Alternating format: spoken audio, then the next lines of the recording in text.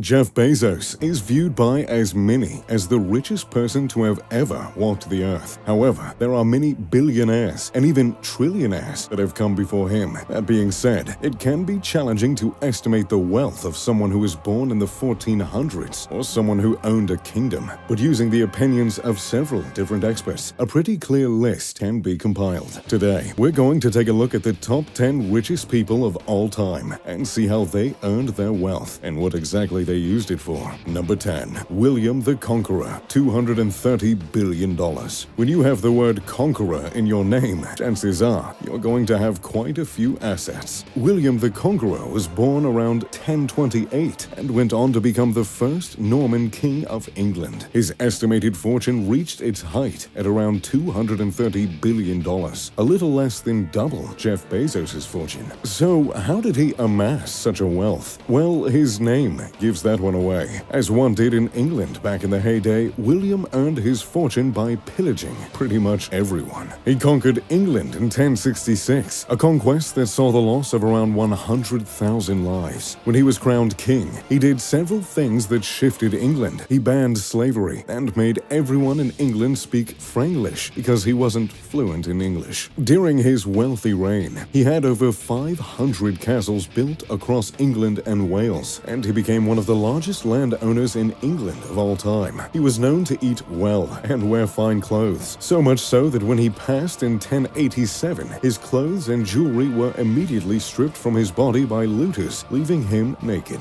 Number 9. Osman Ali Khan, $236 billion. One of the most recent billionaires on our list, Osman Ali Khan was featured on the cover of Time magazine in 1937 as the world's richest person. The last ruler of the princely state in Hyderabad in India, his wealth was well known. So how wealthy was he exactly? Modern experts estimate that his wealth hovered around $236 billion, but the Guinness Book of World Records claimed that he was worth $750 billion. Unfortunately, we'll have to go with the experts on this one. That being said, Osman Ali Khan lived a life few of us could ever imagine. The Jacob diamond, which is the 5th biggest polished diamond in the world, was in his constant possession. One might assume he would set it on a ring, or a necklace, or a glass case. But Osman Ali Khan used the precious diamond as a paperweight in his office. But that wasn't the only jewel he owned. He owned a large collection of jewels, known as the Jewels of Nizams, that were passed down from ruler to ruler. This collection included 173 jewels, including 2,000 carats worth of emeralds, dozens of pearl-studded necklaces, buckles, earrings, crowns, armbands, and the Satalada, a necklace embedded with 465 pearls. Altogether, the jewels are estimated to be worth $2 billion, only a fraction of his immense wealth. Yet, despite owning such a wealth, living in a massive palace, owning 50 Rolls-Royce vehicles, and having 300 servants, Osman didn't always reflect his financial status. He was known to wear the same hat for nearly his entire life. He ate his food on a tin plate and was known to beg his guests to bum a cigarette. He was even known to knit his own socks. Over the course of his rule, he introduced electricity, airplanes, and railways to the district. He was also known for donating much of his wealth to educational institutions and religious institutions throughout India. Number 8. Nikolai Romanov, $300 billion. Russia has had its fair share of wealthy families, and the Romanovs are perhaps the most well-known. Unfortunately for them, their wealth is one of the reasons they were massacred. Nikolai Romanov, the last Tsar of Russia, was estimated to have around $300 billion to his name. He's viewed by many modern historians as a weak, incompetent leader, and historians weren't the only ones who felt that way. Nikolai was even credited himself saying, "I am not prepared to be a Tsar. I never wanted to be one. I know nothing of the business of ruling." However, his incompetence and reluctance to be a ruler doesn't mean he didn't enjoy his spoils. He had an annual salary of 200,000 rubles, with an additional 20,000 rubles to spend on clothes and miscellaneous items. However, he constantly overshot that $20,000 limit, often spending an additional 150,000 rubles. For reference, factory workers only earned 500 rubles per year, and high-ranking generals only made 5,000 rubles. His spending money was 40 times that of the annual salary of an average worker. So, what exactly did he spend all that money on. Pretty much anything he wanted. He regularly spent 20,000 rubles to have clothes and military uniforms custom made for himself. His wife also joined in on these shopping sprees. She was known to spend 40,000 rubles on extravagant jewelry. Then there are the events that Nikolai spent his money on. His coronation was the most expensive coronation in Russia's history. 24 tons of silver and gold tableware were brought to the event. A choir of 1,200 people were hired to serenade the couple. He loved to throw parties for his country and himself. On the 300th anniversary of the dynasty, he celebrated by pardoning all civil debts and had over 1.5 million gold, silver, and bronze medals made to commemorate the event. In addition, he mass-produced postal stamps, handkerchiefs, and mugs that celebrated the event. Basically, he sent everyone away with really expensive goodie bags. He was also known for eating extravagant meals and going on lavish trips. His kitchen was manned by 55 people and offered 3 levels of meals. The most simple still included a 4-course breakfast, 5-course lunch, and a 4-course dinner. The food was so upscale that the leftovers were served as delicacies at local restaurants. His trips were most often hunting trips. 50 crew members were brought to make the experience as luxury as possible, and that included painters who would paint scenes from the hunt. His annual hunting budget was equivalent to the yearly salary of 100 school teachers. If that's not extravagant wealth, well, I don't know what is. Number 7. Andrew Carnegie, $309 billion. When you think of wealthy American families, chances are the Carnegies come to mind. Andrew Carnegie was a steel magnate who went from working in a factory changing spools of thread to having a net worth of $309 billion. He started his early career working as a telegraph messenger. His success, hard work, and attention to detail led him becoming the superintendent of the Western Division of Pennsylvania Railroad by the time he was 24. His superiors at his jobs taught him about business and influenced his investing, which led him to investing a lot of money in the railroad industry right as it began to boom. After the Civil War, Carnegie left the railroad business and went on to develop several ironworks companies, namely Keystone Bridge Works and the Union Iron Works. He also launched the Carnegie Steel Company, which he sold to J.P. Morgan for an astounding $13 billion.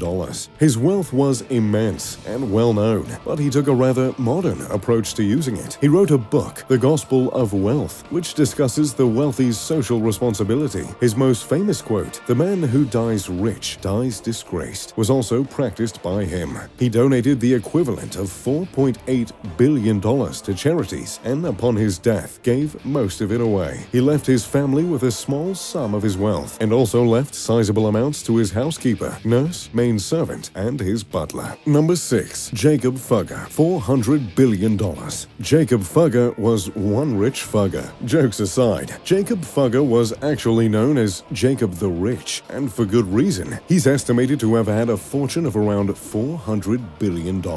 Back in the good old 1400s, Jacob's parents earned their fortune trading textiles with Italy. When Jacob came of age, he started mining operations for silver, quicksilver, copper, and cinnabar. He had a talent for investing, and he often spread his wealth across many different industries, and it worked out pretty well for him. By the time he had truly made it, he was loaning money out to the Vatican. His money helped build many of the Vatican's buildings, including the Sistine Chapel. He was known to spend his money on some rather lavish things from time to time, and in a period of extreme wealth in Italy, that often meant building homes, art, and fine clothing. His wife greatly benefited from this. At one point in his life, he bought his wife 40,000 guilders worth of jewelry. His own home was 4 stories tall and was, at the time, a modern Renaissance building. There were water fountains and fireplaces in every single room. He was also quite a giver. He funded Fugare, which became the first low-income housing program in the world. There are 52 homes on the property that housed families in difficult situations. The yearly rent was 1 symbolic guilder, though the residences did have to pray for the Fugger family 3 times per day. Fugare is still standing with residents to this day, and they still only have to pay 1 guilder per year, which equals about 88 cents. There's no word on if they still have to pray for the family, however. Number 5. John D. Rockefeller, $400 billion.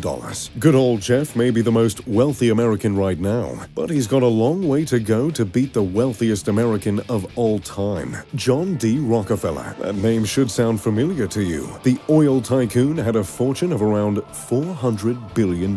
He founded the Standard Oil Company in 1870, which began to skyrocket in value shortly after. At one point in time, Standard Oil Company controlled 90% of the oil in the United States. His personal wealth became so enormous that his fortune was 2% of the national economy. With all his money, Rockefeller lived an incredibly comfortable life. He owned houses across the United States. Most notably, he owned Kikuit, a 40-home room with views of New York City. The home took 6 years to complete and featured collections of Chinese ceramics and 20th century art. But the Kikuit home was just the beginning. The home was set on an estate that would come to be known as the Pocantico Estate. The estate covered 3,510 acres and included 75 houses, 70 roads, and 9-hole reversible golf course, outdoor swimming pools, several tennis courts, a full-sized bowling alley, billiard halls, and its own farm and gardens. Rockefeller wasn't well liked by much of the public, but as he aged, he really stepped his philanthropy game up. He donated 10% of his income yearly to charity. Number 4. Akbar I. Akbar I owned a massive empire in the 1500s, and he had quite a fortune too,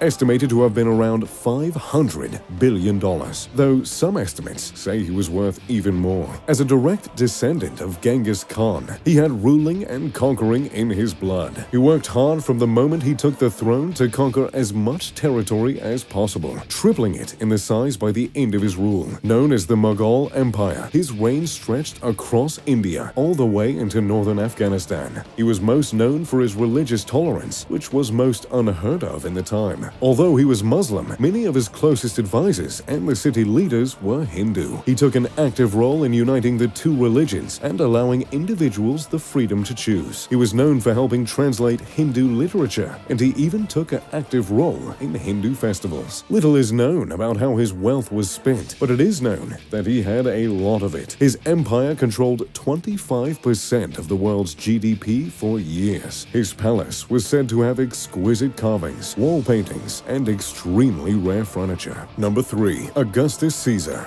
Julius Caesar may be more well known, but his heir, Augustus Caesar, was the rich one. He is the only confirmed trillionaire in history, owning a fifth of the wealth of the Roman Empire, which accounted for 30% of the world's GDP at the time. Most experts agree his fortune hovered around $4.3 trillion.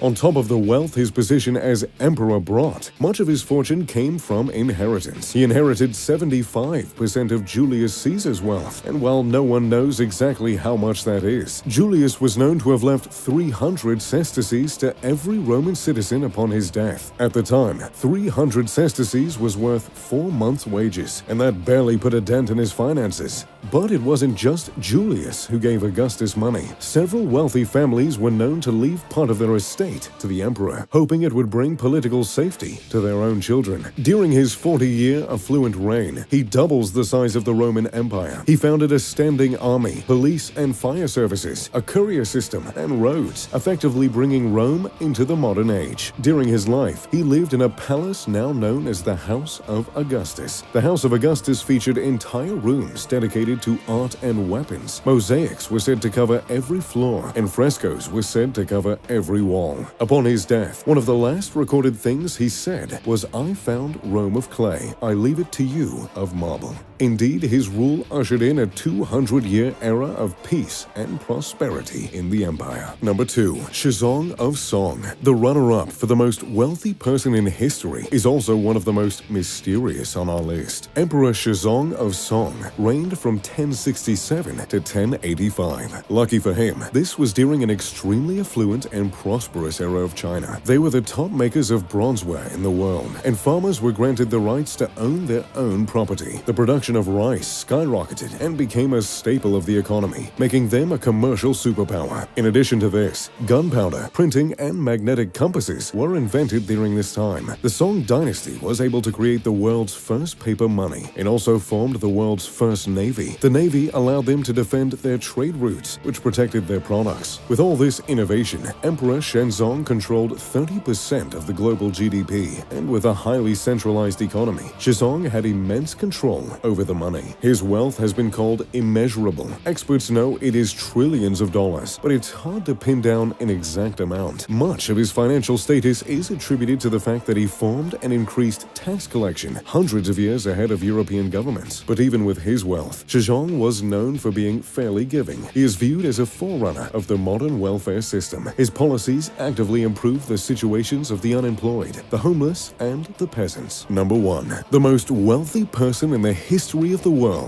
may be someone you've never heard of, but after this, you won't forget him. Mansa Musa controlled a fortune so vast, so extravagant, that modern historians cannot even fathom how much he truly had. He rode across Africa on zebras, carrying thousands of pounds of gold, and that was the equivalent of spare change to him. He became the ruler of the Mali Empire in the early 1300s, when his predecessor went missing, trying to find the end of the Atlantic Ocean. It's too bad his predecessor couldn't just stick to land, because he would have had a pretty incredible life. During Mansa Musa's rule, Europe was struggling immensely. Things like the Great Famine, Civil War, and a fun little thing called Black Death brought all the kingdoms of Europe to its knees. But Mali was doing fantastic. It was the world's largest producers of gold and salt, which were the two most important products at the time. Mansa Musa conquered 24 cities and their surrounding districts within the first few years of his rule, yet he remained distant from the rest of the world. Even in Egypt and the Middle East, little was known about him. But that all changed when Mansa Musa began his journey to Mecca. As a Muslim, the pilgrimage was an important part of his religion, but when you have that kind of money, you don't exactly have to rough it. His voyage to Mecca covered 4,000 miles, and he didn't go at it alone. He brought tens of thousands of soldiers, slaves, and heralds. Every single person wore Persian silk and carried gold staffs. The camels and horses carried hundreds of pounds of gold. There were at least 80 camels that carried between 50 to 300 pounds each. As he journeyed through Africa, he was a spectacle for all to see. He often spent frivolously in cities and even gave gold as gifts. Upon hearing he was approaching Cairo, Al-Nasir, the Sultan, ordered him to visit his palace. Mansa Musa refused, but finally agreed to go upon Al-Nasir's constant insistence. There was a moment of tension with Mansa Musa refused to kiss Al-Nasir's feet, which was a common gesture of respect at the time. He eventually conceded, and Al-Nasir offered him lodging for the night. His time in Cairo was one few could forget, but by the time he left, the streets were covered in gold, and the people were basking in the fortune he had given them. But unfortunately, giving the fortune became a problem. His gifts depreciated the value of metal, and it would take 12 years for the city of Cairo, Medina, and Mecca to financially recover. It is said on his long journey to Mecca that he funded a mosque being built every single Friday. Upon arriving in Mecca, he turned himself to his religion and studies for days at a time. When he returned home, he got to working on building palaces, mosques, and universities throughout his empire. He created Sankor Madrasa, a leading center and university. The university housed 1 million manuscripts, rivaling even that of the Library of Alexandria. Unfortunately, soon after Mansa Musa's death, the Empire of Mali began to fall. Constant civil war began to weaken the country, and its ability to trade began to diminish. By the 1600s, Mali was being invaded by European cities to exploit its resources, and the rest is history. So, there you have it, the 10 wealthiest people in history. Do you think Jeff Bezos will pass them? Let me know in the comment section down below. If you enjoyed the video, make sure to leave a like and subscribe. Oh, and turn on post notifications. As always, I'm Mr. Luxury. Pip pip to doodly do.